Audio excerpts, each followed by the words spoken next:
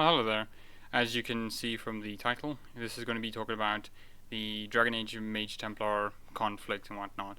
So this is a Reddit post that I saw the other day, and I am going to get mad at it for a couple of reasons. One, it misses the point what I think the Mage-Templar conflict is. Because, let's just read the title, the Templar War, Moral Greyness, and Lack thereof. Now, first off on this title, we have to first establish what is moral greyness, right? If you Google moral greyness, this is what you get. A term used to describe a character who is neither good nor bad, which I don't think that's what moral grey means, right?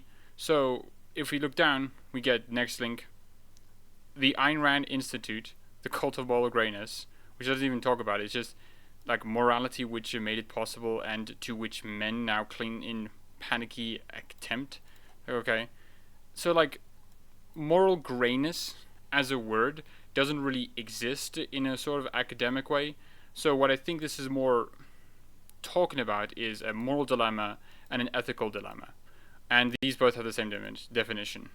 A situation in which a difficult choice has to be made between two courses of actions, either of which entails transgression of moral principle.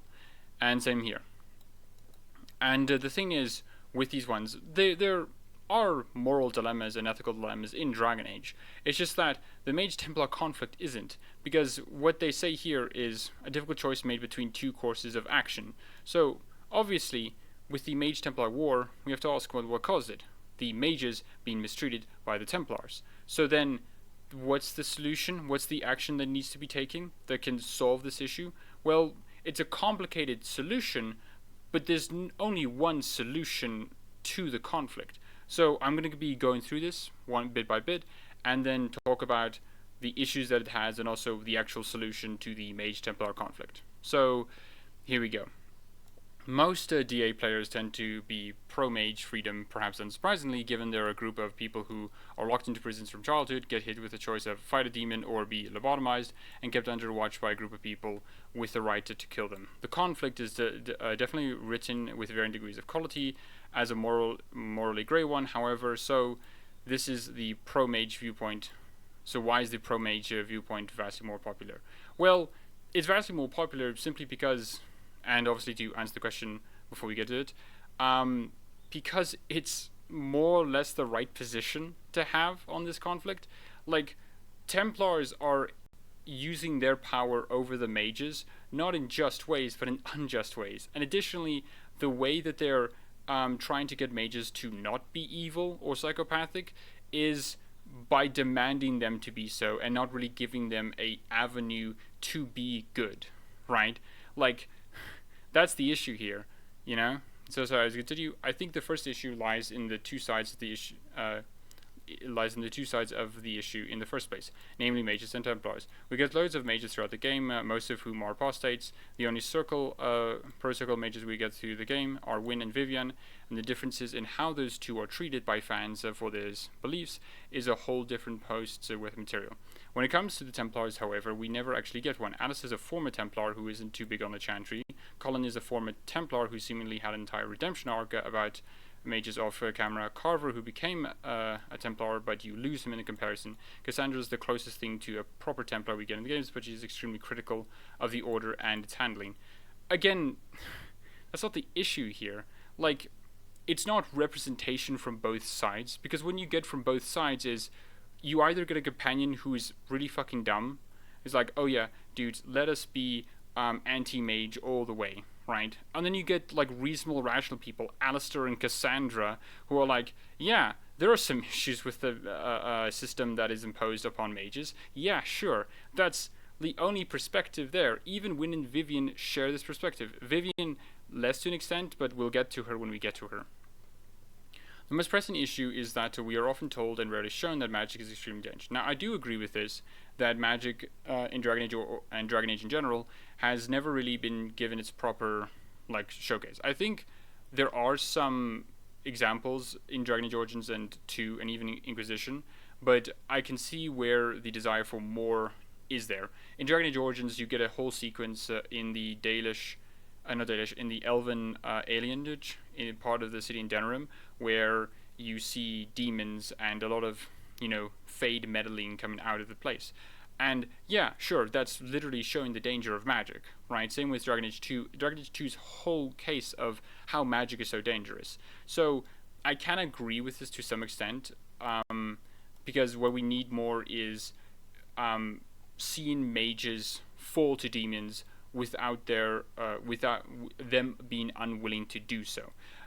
Magic has been shown as dangerous, but mages have never been shown to be like very vulnerable. Every mage we've seen has always chosen to become an abomination and not, been forced to become an abomination. Right? We always see that. Dragon Age Origins did probably the best. Not really.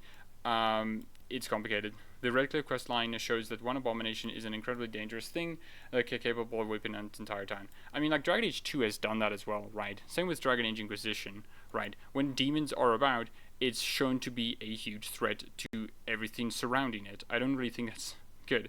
A broken circle shows a group of abominations slaughtering in mages en masse.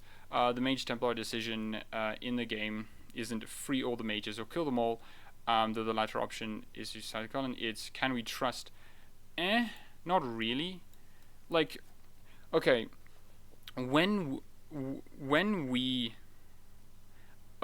Dragon Age has always shown demons to be very open about their hand, right? They're very open in the fact that they've possessed someone and that they're in control and that they're going to kill people, right? There isn't really been demons. All the demons we've encountered always been, rage, desire, or pride, and those demons show themselves off willingly and openly. The only demons that we haven't seen that's been very open about it is the sloth demon, and like the other demons that you find in Origins. It's Gaxcan. It's these demons that hide in plain sight, right? But those ones are like different from everyday demons, every ordinary demon that we encounter in the games. Again, like, it is very obvious when you meet the mages in this in that room with Wynne that if you can trust them or not. Because if they was a demon there, you would know about it. Demons aren't shy about announcing themselves. They want to be known, they want to be noticed. And again, I don't think this is really true. Like, can we trust that none of these guys are possessed? Sure, that's the opening bit, but once we actually get to meet them, it turns out to be true. We can just trust them. So then it just does become a free all the mages or kill them all decision. Again, it's such a weird thing to focus on. Dragon Age 2 does this far worse, not really, because it's 90% of mages in that game are crackling cartoon villains, and this is a huge, 90% of the Templars are just insane fascists. Now, this is a huge misunderstanding of the entire conflict of Dragon Age 2. Dragon Age 2 was very clear on the fact that the reason why so many mages and Templars are insane is because there is a constant feedback loop. The Templars treat the mages poorly, the mages feel like they only have one path and turn to blood magic, turn to demons, then the Templars are justified in attacking the mages who are blood mages and who are attracted to demons, and then the mages then still feel more oppressed, and which means it's a cycle that keeps continuing. They're oppressing them. They have no other way to resist their oppression other than act out. And their only way to act out is through literal demons and blood magic, which means the oppressors now have a justified reason to be oppressing them even more. And then it's this constant cycle, this constant cycle, which is missing the point of Dragon Age 2. Dragon Age 2's circle is bad because of Meredith. Meredith caused all of these issues. And it's like, that's the point. The system, the circles themselves will eventually cause these issues, will cause mages to feel like the only way for them to turn around is to act in society, is to be the villains that society deems them as. I was reading The World of Thetis the other day, and I forgot that Meredith has a genuinely tragic and sympathetic backstory about her sister turning into an abomination, which absolutely makes her harshness and sense provides good grounding for her character, but she instead proceeds to do, and this is one thing that misses the point. How did, the magic, what caused Meredith's sister to become an abomination? Not just the personal, but like the systemic idea, right? What caused that?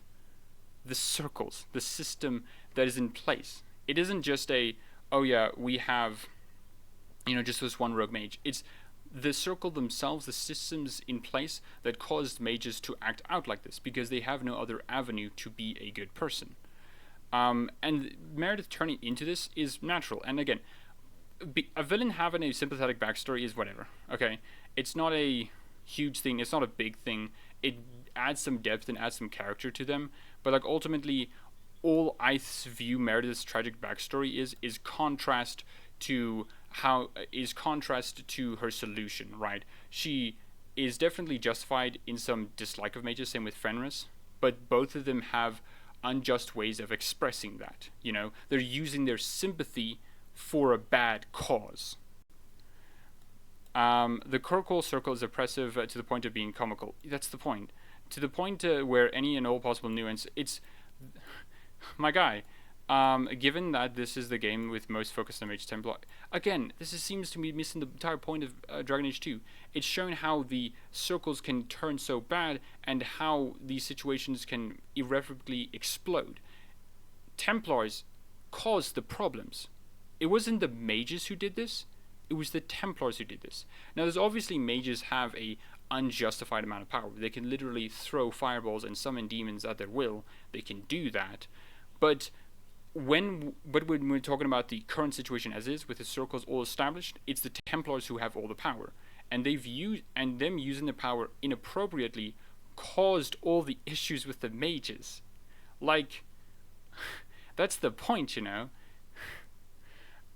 We also rarely get to see the fear of magic in the general population. Somewhat. I agree with somewhat. In Dragon Age Origins, there isn't a lot of fear of magic. In Dragon Age 2, there is.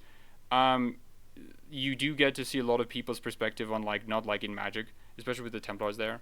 Dragon Age Inquisition, not as much. I think Dragon Age 2 is the only one I think that gives a lot of attention to that.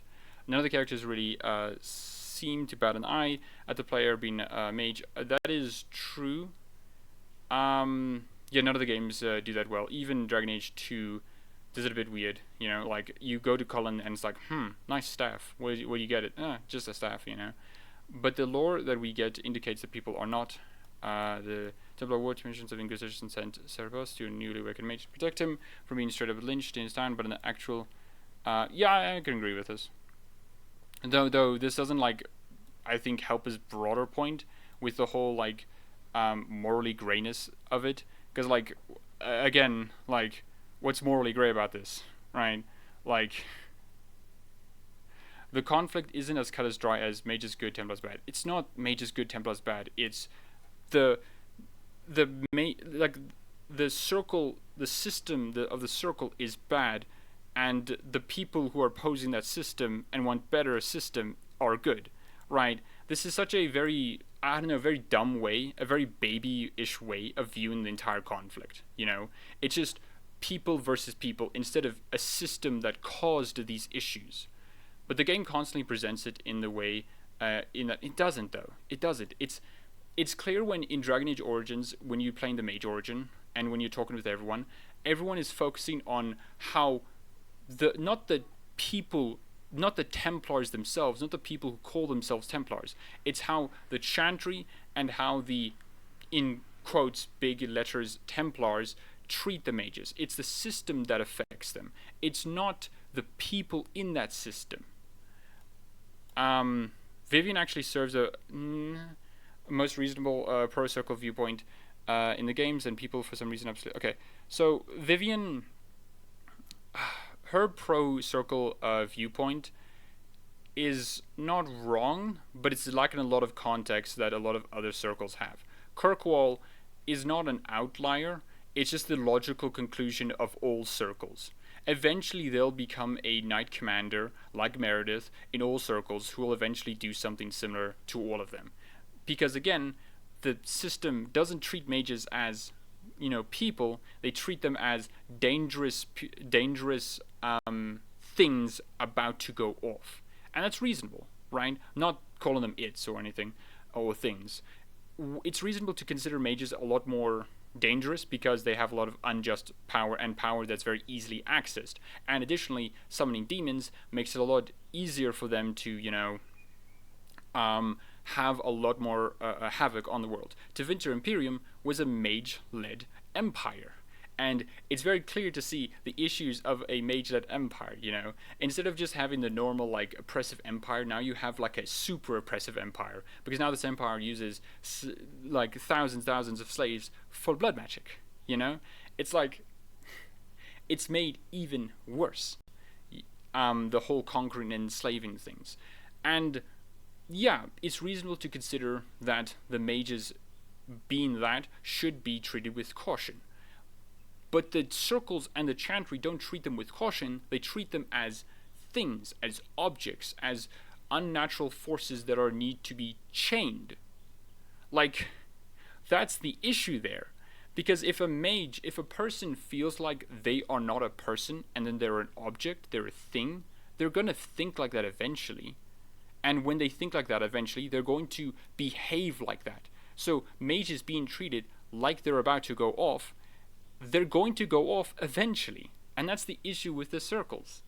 And Vivian's point, sort of doesn't understand that. Vivian is very yes, it seems like we've, have an issue with these mages and Templars. I can see. We can just have better people. It's the fuck? It isn't the people that are the issues. It's something else entirely, The issue is presented poorly in Inquisition because, the reason why the Mage-Templar conflict is presented poorly in Inquisition is because it doesn't get a lot of time to develop itself. It gets one act, and then for the rest of the game, it's basically irrelevant. Which that's the issue with the Mage-Templar conflict in Inquisition. It doesn't get time to develop itself, or to have characters, interact with each other in any meaningful way. Right? It's a Act 1 problem that's solved in Act 1, and then we move on to the actual problem for the rest of the game, which is Corypheus. That's the issue with it. It's not poorly presented, it's just not developed. There are hundreds of mages forced to fight for their lives and fleeing into hiding under constant stress, so where are the abominations? I can agree with that to some extent, that where all the abominations are going. I will have to replay the game again to see, but I can agree with that to some extent. Though I do think there are some instances of whole abominations running about. Claims of demonic possession risks ring hollow because it never happens in game, despite advisors warning. I mean, it does happen. Not in Inquisition. Yeah, sorry. About the risks of abominations amongst allied mages, but I think the worst part of Inquisition's handling of the Mage-Templar conflict is the resolution with a divine election, namely Divine Liliana, and this is where I have a huge issue with this. Cassandra and Vivian are both reinstate the circles, though Vivian places a much greater deal of power than ever before with mages. She also faces 3 rebellions within a month for being a mage divine, because as often told and really shown, people are scared of magic.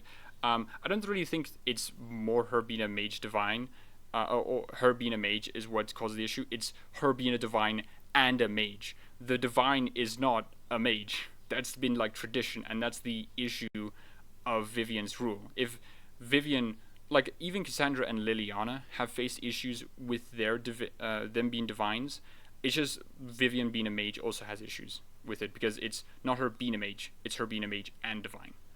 Liliana just dissolves the circle out of nowhere, and this is so fucking false.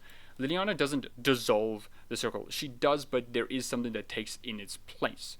I can't buy this with Steel Liliana, and yeah, murdering all the opposition generally helps things. And this is such a weird thing. Murdering your opposition does not get things done, dude. What it does is then okay. If the opposition is fascists, then yeah, that's fine. But if the opposition is oh yeah, let's invoke democracy or something like that, then that's a completely different thing, But Inspired Liliana just feels lazy, as pull of the perfect solution. That's so wrong, dude. It's weird because I think the divine elections and the rest of this isn't really too relevant with it, so we'll just skip to the end here. The Mage-Templar conflict is an interesting one, but it's one that I almost like in spite of how it's written, because it's constantly written like, and again, this is not true. It's not mages bad and it's not mages bad or mages good and Templars bad or Templars good, mages bad. It's literally the Templars are the victim of the circles as well. They're not an immune actor to that. The Chantry uses lyrium to prevent Templars from moving on. Sure, Alistair can also use lyrium as well, but that's in a different context and a different idea. But Templars are addicted to lyrium, and the only way they can get that is through the Chantry. So the Chantry made victims of the Templars, and the Templars now have to follow that creed. It's not Templars bad and mages good, or mages good or Templars bad, or mages bad and Templars bad. It's the system that encases both mages and Templars are bad. Instead of very real grayness, these people have the ability, and this is such a weird thing. Yeah, mages have an ability to be more threatening to people, but like the solution is easy enough. This isn't moral grayness. This isn't a moral dilemma or an ethical dilemma. The solution to this is you have something like a circle that is used to maintain mages, to watch mages so they don't become abominations, and also to teach them how to use magic and how to resist demons. That's simple, that's understandable, and that's something that it seems Dragon Age has always had. Tevinter, I think, had something during the Imperium where there was like people who taught mages and how to resist demons and whatnot. It's just that mages were ruling people, you know. To finish this off, but the system designed to protect them that is ineffective and corruptive and desperately. Yeah, this is literally what the games are about. It's literally the systems designed to protect them are ineffective and corruptive and desperately need change. That's literally all the game's about. I have no idea how this guy has gotten the opinion that the Mage-Templar conflict is mages good or mages bad and Templars bad or Templars good. The problem is that we are only... Dude, the other side would just agree with the mages. Like, the only people who would disagree about what's happening with the circles is Templars who are like Meredith, right? Oh my gosh. We know the circles are bad because we see in varied ways which are bad, but we really get to see how absolutely horrible that magic can cause. Yeah, sure, we don't get to see that often, but this does, like, knowing that mages are also destructive does not rob them of their rights as a human or as a person, right, or as a sentient person. It doesn't do that. It just makes it a bit like, okay, we're going to have to be a bit more careful with you then, you know? We're still going to have to give you rights, but we're going to have to be careful because, you know, you can violate others' rights easier than a normal person can do. And now I made a comment to this before, but I'm so mad, still mad about it that I wanted to make a video about this. So one of the things that this person was wrong about was Liliana. So this is Liliana, and this is within the context of if you ally with the mages in Act 1. And it says here, when they're allied, when Liliana defines a circle, they leave the Inquisition and reform the College of Enchanters. So there is something that is in place, College of Enchanters, as a new order. The college, they say, will allow mages of the South to gather in peace and seek solutions to age-old problems. For the moment, it appears to be working. Mages are enjoying unprecedented acceptance throughout Thedas. And if they're conscripted, it says, when Liliana disbands the circle, they remain with the Inquisition and form a new college called the Bright Hand. To many, this new order represents the best of mages, an example for the rest of Thedas to follow. So this is very clearly like the better solution. It very implicitly says this. And when you have Vivian, and not only that, but Liliana's solution is fixing the system itself. Now, whether this College of Enchanters or Bright Hand actually works is to be seen from the later games. But it seems to be working for now.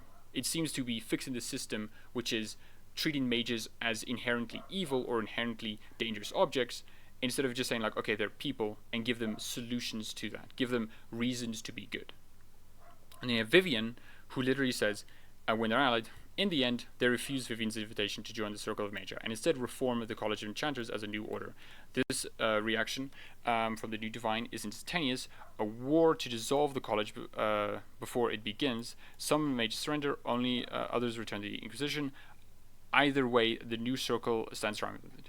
Vivian's solution for this problem, this system, this corruptive system, is shut the fuck up, it's not corruptive, we're doing it again. Like, holy shit, dude. That's not the solution. That's not the easy thing to do. That's not the right thing to do. And then it says when they're conscripted, in the end, they elected to leave the Inquisition and refuse Vivian's demand that they join the reformed Circle of Magi. However, the new Mage rebellion does not last, as the Divine brings down her fury. Some mages surrender, others return to the Inquisition. Other way, the new Circle of Magi stands strong. Again, literally, she just puts down a rebellion. She didn't actually fix the issues with what caused the rebellion. She just said, we're going back to the old system, see ya, bye. And for other contexts here, and this is specifically the slide that involves her being a divine, I believe.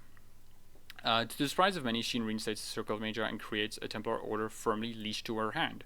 Mages rise quickly to the new circle, having more freedom and responsibility than ever before, even if all the power lies with her. Now here's the thing, right?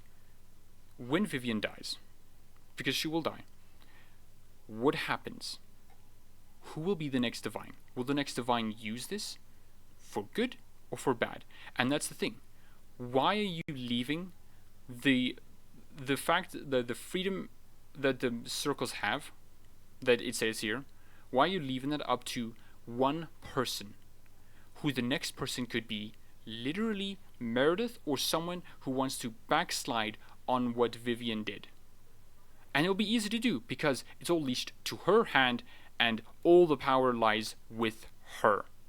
Like, that's not a solution to the system. That's literally just kicking it down the road. If Vivian stays divine, eventually what's going to happen is another major rebellion happens. Another situation like Kirkwall is going to happen. Like, the solution is clear, you know. This isn't a morally grey situation. The solution is clear. Have something like the circles, and you have to ensure that the mages have reasons to be good, have reasons to be kind. And yeah, I hope you enjoyed this. I certainly enjoyed ranting about it. And yeah, leave a like and comment below if you liked it. And yeah, enjoy your day.